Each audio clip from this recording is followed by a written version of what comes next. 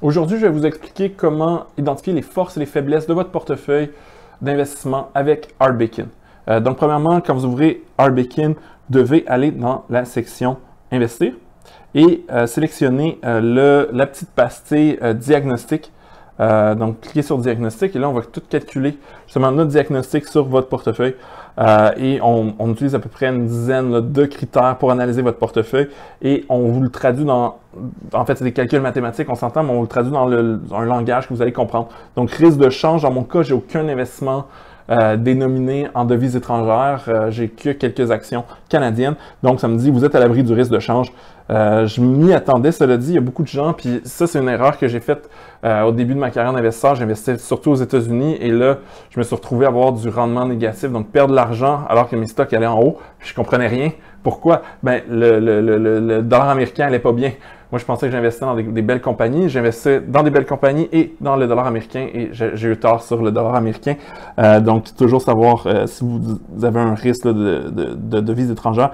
Diversification. Hey, j'ai pas assez de titres. J'ai seulement 3 titres. Ça me dit le poids de chaque position par rapport au portefeuille total.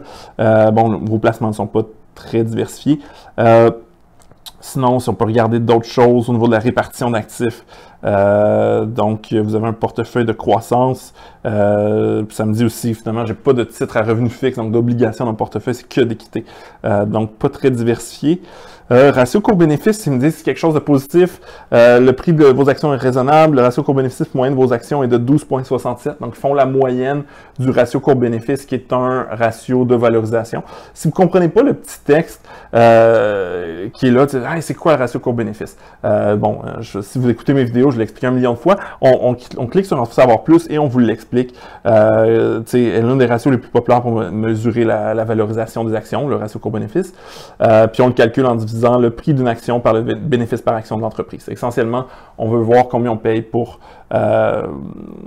acheter les profits de l'entreprise. Donc, je ne vais pas tous vous les présenter. La sensibilité au marché, c'est quand même cool. On calcule la bêta du portefeuille pour ceux qui savent c'est quoi. Donc, c'est comment le portefeuille réagit par rapport au marché. Donc, mon portefeuille est à 1,14 de bêta. Ça veut dire qu'il est un peu plus volatile que le marché. C'est similaire au marché, mais un petit peu plus volatile. Donc, c'est plein de choses qui vous permettent de savoir. Puis, si vous voulez améliorer votre portefeuille, puis vous dites, hey, j'aime pas ça, ce risque-là, mais on explique comment en savoir plus.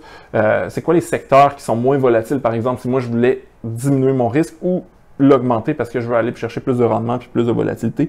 L'idée, c'est vraiment d'avoir un snapshot de hey, c'est quoi les risques, c'est quoi les forces, les faiblesses de mon portefeuille. C'est la fonction diagnostic de RBakin. Si vous voulez utiliser cette super fonctionnalité-là, vous devez télécharger RBakin sur Google Play si vous avez un téléphone Android, sur le App Store si vous avez un iPhone. Et essentiellement, oui, RBakin va vous aider avec vos investissements, mais c'est une application qui va vous aider avec la planification, le budget et l'investissement. C'est ça.